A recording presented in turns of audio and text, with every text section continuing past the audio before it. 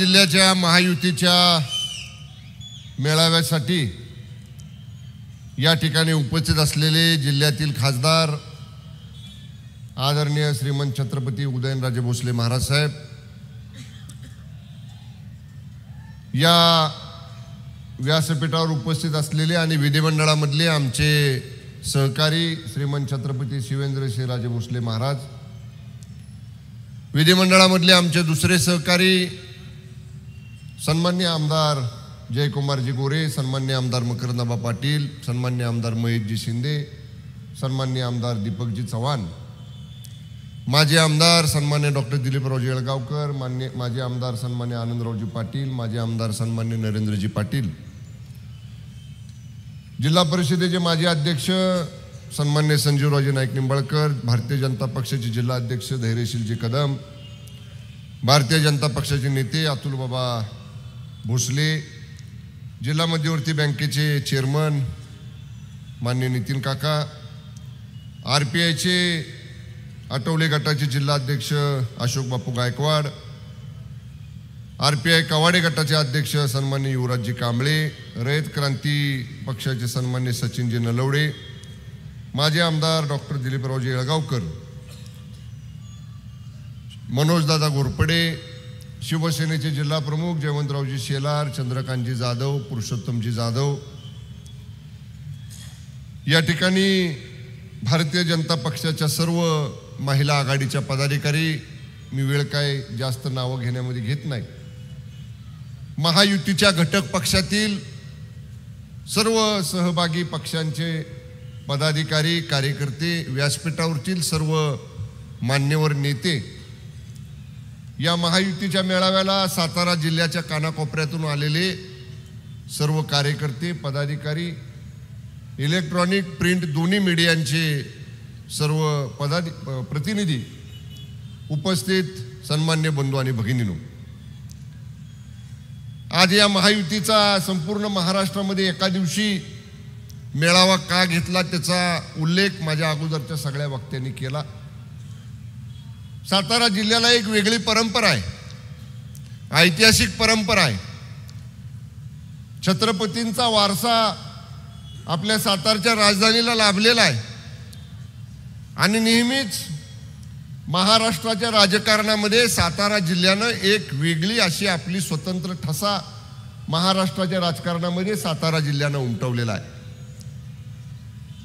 या जिल्ह्यामध्ये हा महायुतीचा मेळावा होत असताना आपण सगळेजण व्यासपीठावर बघितलं, वेगवेगळ्या राजकीय विचार प्रणालीची मंडळी महायुती म्हणून एकत्र आलेली आहेत आणि हे एकत्र येण्यापाठीमागचा समान उद्देश प्रत्येकाचा काय आहे तर गेली 10 वर्ष ज्यांनी जागतिक पातळीवर तिसरी सगळ्यात मोठी अर्थव्यवस्था म्हणून भारतीय अर्थव्यवस्थेला स्थान मिळवून दिलं त्या आदरणीय नरेंद्र मोदी साहेबांना 2024च्या लोकसभेच्या निवडणुकीमध्ये पुन्हा पंतप्रधान करायचं या एकाच उद्देशानं हे भिन्न विचारसरणीच्या पक्षांची सगळी नेते मंडळी एकत्र आलेली आहेत. जरूर याच्या अगोदर आम्ही एकमेकांच्या विरोधामध्ये बोललोय, एकमेकांच्या विरोधामध्ये भूमिका घेतल्यात, पण ती त्यावेळची परिस्थिती होती आणि आजची देशासमोरची परिस्थिती अशी आहे की माननीय नरेंद्र मोदी साहेबांच्या शिवाय या देशाला पर्याय नाही, ही खऱ्या अर्थानं या देशाची आज परिस्थिती आहे. शहरी भागाचा विकास असेल, ग्रामीण भागाचा विकास असेल, इन्फ्रास्ट्रक्चर डेव्हलपमेंट असेल, औद्योगिक क्रांती असेल, शेतीच्या धोरणासाठी घेतलेले वेगवेगळे आमूलाग्र बदल करणारे निर्णय असतील किंवा सन्मान्य शिवेंद्र बाबांनी सांगितलं तसं FRP पेक्षा जास्त उसाला दर दिला म्हणून तो इन्कम टॅक्स आकारण्याचा निर्णय गेल्या 15 वर्षापूर्वी झाला होता, 20 वर्षापूर्वी झाला होता. मी साखर कारखान्याचा चेअरमन होतो तेव्हापासून आम्ही याच्यासाठी भांडलो, कोर्टात गेलो, इन्कम टॅक्स ट्रायब्युनलकडे गेलो, निर्णय झाला नाही. पण माननीय मोदी साहेबांनी अमित शाह साहेबांना केंद्रातलं सहकार खातं दिलं. शिवेंद्र बाबा असतील, जयकुमार भाऊ असतील, राहुल कुल असतील, हर्षवर्धन पाटील असतील, हे आमचे सहकार क्षेत्रातली मित्रमंडळी माननीय फडणवीस साहेबांच्या नेतृत्वाखाली मोदी साहेब अमित शाह साहेबांना भेटले. 1 महिन्याच्या आत कायद्यामध्ये बदल झाला अतुल बाबा, आणि 10,000 कोटी रुपये महाराष्ट्रातल्या शेतकऱ्यांचे जे इन्कम टॅक्स म्हणून ऊस दरातनं भरावे लागले असते ते एका आदेशानं रद्द करायचा निर्णय केंद्र सरकारने घेतला. वास्तविक हे आम्ही कारखानदारांनी खाली सभासदापर्यंत सांगितलं पाहिजे. पूर्वी लोक काय म्हणायची, भारतीय जनता पक्षाचा विचार केल्यानंतर कांदा खाली लागतो का वर लागतो जमिनीच्या हे ह्या लोकांना कळत नाही. अशा पद्धतीचं हिनवायचं काम भारतीय जनता पक्षाच्या नेत्यांना पूर्वीच्या काळात काँग्रेसची माणसं करायची. पण त्यांच्याच काळात महाराष्ट्रातल्या ऊस उत्पादक शेतकऱ्यांवर 10,000 कोटीचा इन्कम टॅक्स बसला. पण ज्यांना ही नेते मंडळी म्हणायची कांदा खाली येतो का वर येतो, बटाटा खाली लागतो का वर लागतो जमिनीच्या हे कळत नाही, त्याच लोकांनी हा 10,000 कोटीचा इन्कम टॅक्स माफ करायचा शेतकऱ्याच्या हिताचा निर्णय या ठिकाणी घेतला. हे सुद्धा सर्वसामान्य माणसापर्यंत आपण पोहोचवलं पाहिजे. आज या ठिकाणी मगाशी मी म्हटलं तसं तिसरी सगळ्यात मोठी अर्थव्यवस्था बनवण्याचं स्वप्न हे माननीय मोदी साहेबांनी पाहिलं. G20 देशांचं जागतिक स्तरावरच्या प्रगत 20 देशांचं संमेलन मुंबईमध्ये झालं. त्याचं चेअरमनशिप आपल्या देशाला मिळाली.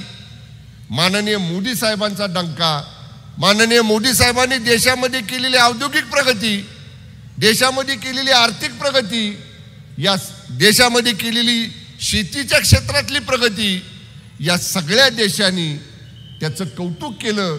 आणि विशेषतः G20 समिटच्या माध्यमातून मुंबईमध्ये झालेला आमूलाग्र बदल जो की विशेष करून माननीय एकनाथजी शिंदे साहेबांचं सरकार आल्यानंतर झाला, त्याचं कौतुक हे G20च्या समिटमध्ये सुद्धा या ठिकाणी झालं. शिंदे साहेबांचा उल्लेख या ठिकाणी मगाशी झाला. जयकुमार भाऊ म्हणले ते बरोबर आहे. 2019ला आपण निवडणुका लढवल्या. महेश शिंदे साहेब असतील, भाऊ असतील, मी असेन, शिवेंद्र बाबा असतील, आम्ही एका बाजूला मोदी साहेबांचा फोटो लावलेला बॅनरवर, दुसऱ्या बाजूला बाळासाहेब ठाकरे साहेबांचा फोटो लावलेला, इकडं उद्धव ठाकरे साहेबांचा फोटो लावलेला, इकडं देवेंद्र फडणवीस साहेबांचा फोटो लावलेला. हे बघून लोकांनी बहुमत दिलं. निकाल लागला. मॅन्डेट काय होतं? 2019चं मॅन्डेट हेच होतं की शिवसेना भारतीय जनता पक्षाचं सरकार हे 2019ला महाराष्ट्रामध्ये आलं पाहिजे. सरकार बनवायला 3 आठवडे लागले. महेशराव बरोबर आहे का? एकदा मड आयलंडच्या हॉटेलला, एकदा ते कुठलं ललितला, पुन्हा लेमन ट्रीला आम्ही आपलं फिरतोय बसमधनं. एकदा ह्या बसमधनं उठायचं, त्या हॉटेलमध्ये, त्या हॉटेलातनं उतरायचं, ह्या हॉटेल.